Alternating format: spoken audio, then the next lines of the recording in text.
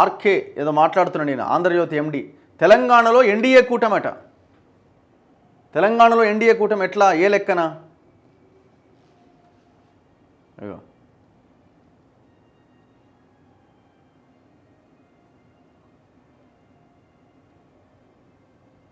MLC ఎలక్షన్ల గురించి రాసిండు. మొన్న జరిగిన ఎమ్మెల్సీ ఎలక్షన్లో అక్కడ ఆంధ్రప్రదేశ్లో మొత్తం కూటమి అభ్యర్థులు ఘన విజయం సాధించారు. ఇక్కడ అధికారంలో ఉన్న కాంగ్రెస్కి ఎదురు దెబ్బ తగిలింది.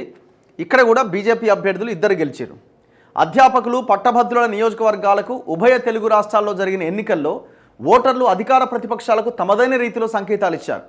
తెలంగాణలో ఓటర్ల తీర్పు ప్రతిపక్షానికి బలం చేకూర్చగా, ఆంధ్రప్రదేశ్లో మాత్రం ప్రతిపక్షం తన పద్ధతులు మార్చుకోని పక్షంలో మనుగడే కష్టమన్న హెచ్చరికలు జారీ చేశారు. తెలంగాణలో అధ్యాపకులు, పట్టభద్రుల నియోజకవర్గాలు రెండింటిని భారతీయ జనతా పార్టీ గెలుచుకోవడం ద్వారా 3 ప్రధాన రాజకీయ పార్టీలలో తనదే పైచేయి అని రుజువు చేసుకుంది. ప్రధాన ప్రతిపక్షమైన భారత రాష్ట్ర సమితి ఈ ఎన్నికల్లో పోటీకి దూరంగా ఉండడంతో ప్రధాన పోటీ కాంగ్రెస్, బీజేపీ మధ్యనే జరిగింది. అధికార కాంగ్రెస్ పార్టీ పట్టభద్రుల నియోజకవర్గంలోనే అధికారికంగా పోటీ చేసింది. గత ఎన్నికల్లో గెలుచుకున్న ఈ స్థానాన్ని ఇప్పుడు కోల్పోవడం ఆ పార్టీకి దెబ్బ అని చెప్పుకోవాలి.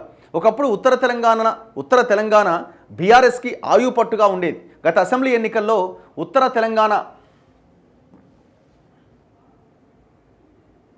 ఉత్తర తెలంగాణలో బీఆర్ఎస్ పరాభవాన్ని మూటగట్టుకోగా బీజేపీ బలపడ్డది. ఇప్పుడు ఎన్నికల్లో ఆ పార్టీ తన స్థానాన్ని మరింత పటిష్టం చేసుకుంది. ఏది? బీజేపీ.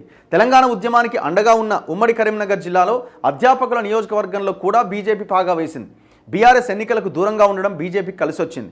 ముక్కోనపు పోటీ జరిగి ఉంటే పరిస్థితి ఎలా ఉండదో చెప్పలేం, కానీ బీజేపీ తెలంగాణలో విస్తరిస్తోందన్న అభిప్రాయం ఈ ఎన్నికల ఫలితాలతో ధ్రువపడింది.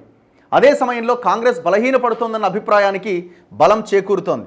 ఇదే ధోరణి కొనసాగితే వచ్చే సార్వత్రిక ఎన్నికల నాటికి కాంగ్రెస్ పరిస్థితి ఏమిటన్నది ఇప్పుడు చర్చనీయాంశంగా మారింది. ఎన్నికలు ఎప్పుడు జరిగినా ప్రజలు తనకు బ్రహ్మరథం పట్టడానికి సిద్ధంగా ఉన్నారని మాజీ ముఖ్యమంత్రి కేసీఆర్ శుక్రవారం నాడు చెప్పుకున్నారు. అదే నిజమైతే పట్టభద్రుల నియోజకవర్గం నుంచి బీఆర్ఎస్ మద్దతు పొందిన బీఎస్పీ అభ్యర్థి ప్రసన్న హరికృష్ణ ఓడిపోకూడదు. ఇప్పుడు బీఆర్ఎస్ ఎవరు సపోర్ట్ చేసిరండి? బీఆర్ఎస్ మొత్తం పూర్తి స్థాయిలో ప్రసన్న హరికృష్ణకి సపోర్ట్ చేసిందా? ఫస్ట్ వాళ్ళు బీజేపీకి ఓటేయమని, తర్వాత ప్రసన్న హరికృష్ణ అన్నారు. ఆమె కవిత ప్రసన్న హరికృష్ణ భార్యతో ఏదో ఫోటో దిగి మేమే, ఎందుకంటే ఆయన సర్వేలో గెలుస్తాడని ఎప్పుడైతే తెలిసిందో మేము మద్దతు వల్లే గెలిచిందని భవిష్యత్తులో చెప్పుకోవడానికి రిజల్ట్ వచ్చిన తర్వాత ఓ ప్రయత్నం చేశారు. బేసిక్గా వాళ్ళు ఎవ్వరికి చక్కగా సపోర్ట్ చేయలే. ఆ ఓటు బ్యాంక్ అన్నది చెల్లాచెదురైపోయింది. బీఆర్ఎస్ ఓటు బ్యాంక్ అంటే ఏం చేస్తున్నాడు ఇప్పుడు? అలా ఒక బీసీ లీడరు బీఆర్ఎస్ సహకారంతో అన్ని ఓట్లు వచ్చినాయని చెప్పే ప్రయత్నం ఈయన రాధాకృష్ణ చేస్తున్నాడు. ఆయనకి స్వతహాగా వచ్చిన ఓటు బ్యాంకు బీసీ వాదంతో వచ్చిన ఓటు బ్యాంక్ అది. ఆయన 3వ స్థానానికే పరిమితమయ్యారు. దీంతో ప్రధాన ప్రతిపక్షంగా ఉన్న భారత రాష్ట్ర సమితి స్థానాన్ని భారతీయ జనతా పార్టీ ఆక్రమించబోతున్నదా అన్న సందేహం సహజంగానే ఏర్పడుతున్నది. ఆంధ్రప్రదేశ్తో పోలిస్తే తెలంగాణలో బీజేపీ మొదటి నుంచి కొంత బలంగానే ఉంది. ఇటీవలి కాలంలో ఆ పార్టీ శాసనసభలో కూడా బలం పెంచుకుంది. దీంతో వచ్చే ఎన్నికల నాటికి రాజకీయ సమీకరణాలు ఎలా ఉండబోతున్నాయనేది ఇప్పుడు చర్చనీయాంశంగా మారింది. తెలంగాణలో నేతల సన్నాహాలు. జాతీయ స్థాయిలో ఎన్డీఏను పటిష్టం చేయాలని ప్రధాని నరేంద్ర మోదీ భావిస్తున్నందున వచ్చే ఎన్నికల నాటికి తెలంగాణలో కూడా ఎన్డీఏ ప్రయోగం అమలు చేస్తారా అన్న ప్రశ్న కొన్ని రోజులుగా వినిపిస్తోంది. ఆంధ్రప్రదేశ్లో తెలుగుదేశం, జనసేన, బీజేపీ కూటమిగా ఏర్పడి ఘన విజయం సాధించాయి. తెలుగుదేశం పార్టీకి సొంతంగా మెజారిటీ సమకూరినప్పటికీ ఎన్డీఏ కూటమిగానే వెళ్తున్నాయి. ఇదే ప్రయోగాన్ని తెలంగాణలో కూడా అమలు చేస్తే అన్న చర్చ ఇప్పుడు ఈ 3 పార్టీల్లో బలంగా ఉండగా, తెలుగుదేశం పార్టీ ఓట్ల పరంగా అంతో ఇంతో బలంగా ఉంది. జనసేనకు కూడా తెలంగాణలో కొన్ని ఓట్లు ఉన్నాయి. ఇంకేమైనా లేదు నాయన. టీడీపీ బలంగా ఉందట, అంతో కొంత ఓట్లు ఉన్నాయట, జనసేన కూడా ఉన్నదట. అసలు నీ ఉద్దేశం ఏంది? చంద్రబాబు నాయుడు ఇక్కడికి తీసుకురావాలన్న దాన్ని నీ ఉద్దేశం ఎట్లా కథ? ఇప్పుడు ఆల్రెడీ బనకచర్ల కడుతున్నాడు, దాని మీద రాయి నీకు దమ్ముంటే. బనకచర్ల తెలంగాణకు అన్యాయం చేస్తున్నది. బనకచర్ల ఒక బద్మాష్ ప్రాజెక్ట్ కింద చంద్రబాబు నాయుడు మన తెలంగాణ గోదావరి కృష్ణా నీళ్ళని ఎత్తుకపోవడానికి ప్రయత్నం చేస్తున్నాడు. దాని గురించి రాయి. ఇప్పుడు చంద్రబాబు నాయుడు కథ ఇప్పుడు హైదరాబాద్లో వండుకుంటా మళ్ళీ ఈ భజన ఏంది? గత శాసనసభ ఎన్నికల్లో తెలుగుదేశం పార్టీ ఎన్నికలకు దూరంగా ఉండడంతో అది కాంగ్రెస్ పార్టీకి కలిసి వచ్చిందట. ఊరు నాయన, లేకపోతే తెలుగుదేశం పార్టీ పోటీ చేస్తే ఇక మొత్తం ఊడ్చేదా ఏంది తెలంగాణలో? ఎక్కడి విశ్లేషణ ఇది? తెలుగుదేశం పార్టీ సొంతంగా పోటీ చేస్తే ఒక్క సీటు కూడా గెలుచుకోకపోవచ్చును, కానీ ప్రధాన పార్టీతో జతకట్టి పోటీ చేస్తే ఎన్నికల ఫలితాలను ప్రభావితం చేయగలదు. ఈ నేపథ్యంలో తెలంగాణలో మాత్రం ఎన్డీఏ కూటమి ఎందుకు ఏర్పడకూడదు అన్న ప్రశ్న ఇటీవలి కాలంలో వినబడుతోంది. గతంలో కలిసి పోటీ చేద్దామని తెలుగుదేశం అధినేత చంద్రబాబు ప్రతిపాదించగా బీజేపీ రాష్ట్ర నాయకుల సూచన మేరకు ఆ పార్టీ అగ్రనేతలు తిరస్కరించారు. దీంతో బీజేపీ ఒంటరిగానే పోటీ చేసింది. చంద్రబాబు నాయుడుతో దోస్తీ చేస్తే ఇక బీజేపీకి ఉన్న 8 కూడా రాకపోతుండే, ఆ ఎమ్మెల్యేల్లో 8 కూడా రాకపోతుండే. గత ఎన్నికల్లో జనసేనతో కలిసి పోటీ చేసినా పెద్దగా ఉపయోగపడలే. దీంతో తెలుగుదేశం పార్టీకి ఉన్న ఓటర్ల ప్రాధాన్యతను బీజేపీ నాయకులు కూడా గుర్తించారు. ఈ నేపథ్యంలో తెలంగాణలో కూడా పోటీ చేస్తామన్న అభిప్రాయాన్ని చంద్రబాబు ఈ మధ్య వ్యక్తం చేస్తున్నారు. పొరపాటున బీజేపీ ఈ ట్రాప్ల బయటోళ్ళు పడేరు, కథమే మీ పార్టీ. తెలంగాణలో ఎన్డీఏ కూటమి రూపుదిద్దుకోబోతున్నదని పసిగట్టడం వల్లనే మాజీ ముఖ్యమంత్రి కేసీఆర్ ఇటీవల మాట్లాడుతూ తెలంగాణలో చంద్రబాబు రాజకీయం చేయాలనుకుంటే సహించేది లేదు అని వ్యాఖ్యానించారు. ఆయన చంద్రబాబును కేవలం సెంటిమెంట్ కోసమే వ్యతిరేకించట్లేదు. ఎన్డీఏ కూటమి ఏర్పడితే తెలుగుదేశం బీజేపీలలో చేరడానికి బీఆర్ఎస్కు చెందిన పలువురు నాయకులు ఏర్పాట్లు చేసుకుంటున్నారు.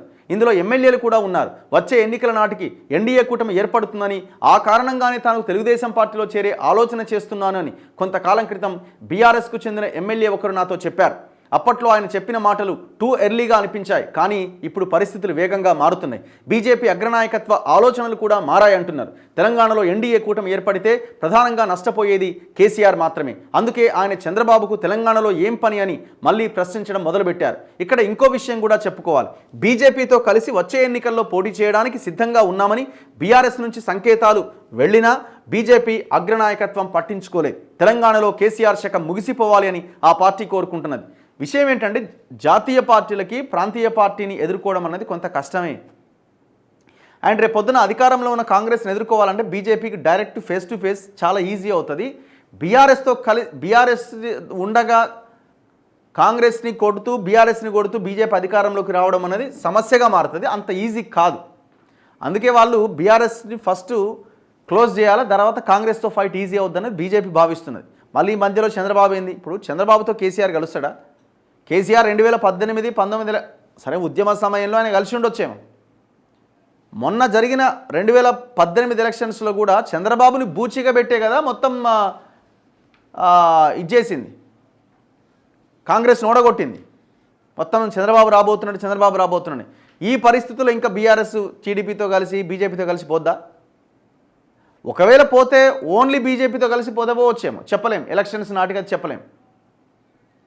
ఎందుకంటే ఎట్లాగో కాంగ్రెస్ రావద్దు, రేవంత్ రెడ్డి ముఖ్యమంత్రి మళ్ళీ కావద్దనో ఇంకోటన కారణం చేత పోవచ్చు. అప్పటికి కూడా పార్టీ ఇంకా అట్లే ఉండి వీళ్ళు ఇట్లాగే తప్పులు చేసుకుంటూ పోతే. కానీ ఇక్కడ బీజేపీ ఏం ఆలోచిస్తుంది అన్నదే ఇంపార్టెంట్. బీజేపీ టీడీపీని దగ్గరికి తీసుకొని ఇక్కడ పోటీ చేస్తుందా? ఏమైనా ఒక్క సీట్ అన్న వస్తుందా అట్లా చేస్తే? కేసీఆర్తో కలిసి పోటీ చేయాలి అన్న ఆలోచన చేసి ఇంకా బీఆర్ఎస్ని కాపాడే ప్రయత్నం చేస్తే బీజేపీ మిగులుతుందా? తెలంగాణలో కేసీఆర్ శకం ముగిసిపోవాలి అని ఆ పార్టీ కోరుకుంటున్నది. తెలుగుదేశం జనసేనను కలుపుకున్నా తామే పెద్దన్న పాత్రను పోషించవచ్చునని బీజేపీ నాయకులు కూడా భావిస్తున్నారు. ఈ పరిణామాలను గమనిస్తున్న కేసీఆర్ ఇక లాభం లేదు, జనంలోకి వెళ్ళాలి అని నిర్ణయించుకున్నారు. ఇక మీదట శాసనసభకు కూడా హాజరవుతానని ఆయన తాజాగా ప్రకటించారు. తెలంగాణలో ఎన్నికలకు ఇంకా 3.5 ఏళ్ల వ్యవధి ఉన్నది. ఈ 3.5 సంవత్సరాల్లో ఏదైనా జరగవచ్చు. నువ్వు మాత్రం టీడీపీని ఎట్ట తీసుకురావాలన్న ప్లాన్ అయితే నీకున్నది. ఈయన ఇట్లాంటి వార్తల ద్వారా ఒక లైన్ క్రియేట్ చేయడానికి ప్రయత్నం. రేవంత్కు హెచ్చరిక. ఎమ్మెల్సీ ఎన్నికల ఫలితాలతో బీజేపీ ప్రస్తుతానికి మంచి ఊపు మీద ఉన్నది. ఇప్పుడు తెలంగాణలో కూడా ఎన్డీఏకు పురుడు పోయాలి అన్న ఆలోచన ఊపందుకుంటున్నందున కేసీఆర్ మాత్రమే కాదు, ముఖ్యమంత్రి రేవంత్ రెడ్డి కూడా మేల్కొనాల్సిన అవసరం ఉన్నది. కాంగ్రెస్ పార్టీలో ప్రస్తుతం ఎవరికి వారే యమునా తీరే అన్నట్టుగా వ్యవహరిస్తున్నారు. ప్రభుత్వపరమైన విధానపరమైన విషయాలను కూడా ముఖ్యమంత్రి కంటే ముందుగా మంత్రులు ఇతరులు ప్రకటిస్తున్నారు. దీంతో ప్రభుత్వ రథసారథి ఎవరన్న ప్రశ్న సహజంగానే తలెత్తుతోంది. ఈ కారణంగా కాంగ్రెస్ పార్టీ బలహీనపడుతుందన్న అభిప్రాయం బలపడుతోంది. కాంగ్రెస్ పార్టీ అధిష్టానం ఇప్పటికైనా మేల్కొని రాష్ట్ర నాయకత్వాన్ని పటిష్టం చేసే దిశగా చర్యలు తీసుకునే పక్షంలో పరిస్థితి చేయి దాటిపోయే ప్రమాదం లేకపోలేదు.